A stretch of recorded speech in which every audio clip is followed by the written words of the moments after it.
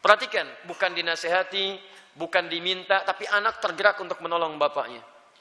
Allahu Rabbi wal Islamu dini wa Muhammadan Rasulullah. Rasa sulit untuk mendidik anak, memberikan nasihat saat dia dewasa. Coba istighfar dulu. Mungkin selama ini Anda yang kurang perhatian kepada anak. Saya pernah sampaikan kisah Nabi Ibrahim. Bagaimana seorang Ismail alaihissalam yang baru tumbuh usia 4-5 tahun belum balik, melihat bapaknya sedang bekerja atas perintah Allah, bergetar hatinya, tersentuh untuk menolong bapaknya. Walaupun ayahnya nggak minta. Quran surah kedua Al-Baqarah ayat 127. Posisi paling kiri sebelah atas. Wa idh yarfa'u Ibrahimul qawa'ida minal baiti wa Ismail. Perhatikan, saya ajarkan sedikit bahasa Arab. Dalam uslub bahasa Arab, ungkapan bahasa Arab, kalau ada dua subjek mengerjakan satu pekerjaan, subjeknya disebutkan langsung di depan. Maka ini menunjukkan porsi pekerjaannya sama, sebanding. Tapi kalau ada satu disebutkan di depan, yang kedua diakhirkan, ini menunjukkan bahwa yang kedua ini sekedar membantu yang pertama saja. Tidak sebanding porsinya. Paham sampai sini? Sekarang perhatikan baik-baik. Wa idh yarfa'u Ibrahimul qawa'id. Ibrahim disebutkan.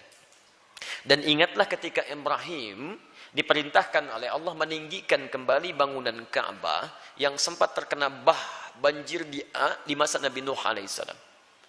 Wa Ismail dan Ismail. Ismailnya diakhirkan. Padahal Allah bisa berfirman begini misalnya di luar Quran. Wa idh yarfa'u Ibrahimu wa Ismailul qawa'id. Kalau Ibrahim dan Ismail dua-duanya seimbang. Tapi ini Ibrahim, qawa'id, baru Ismail. Ini menunjukkan Ismail ingin membantu bapaknya. Tahukah Anda, saat ayat itu disampaikan kisah kepada kita, ingin mengisahkan bagaimana seorang Ibrahim alaihissalam menerima tugas meninggikan bangunan Ka'bah, dikerjakan dengan segera. Tapak pertamanya disebut dengan maqam. Sampai sekarang tapak itu dikenal dengan maqam Ibrahim. Saat akan membangunnya, kadarullah meninggikannya, kadarullah anaknya datang. Melihat bapaknya bekerja, dia ingin menolongnya. Perhatikan, bukan dinasehati, bukan diminta, tapi anak tergerak untuk menolong bapaknya. Datang anaknya bawa batu. Batu bahasa Arabnya disebut dengan hajar. Kalau disusun-susun menjadi hijar. Kalau jadi bangunan disebut hujrah. Kalau jadi ruangan kamar-kamar disebut dengan hujurat. Maka dia mulai membantu bapaknya. Kalau bahasa kita, boleh nggak saya bantu? Dia bawa hajar, dia susun-susun. Begitu dia susun jadi bagian dari Ka'bah. Sampai sekarang disebut dengan Hijr Ismail. Hijr Ismail itu area dalam Ka'bah.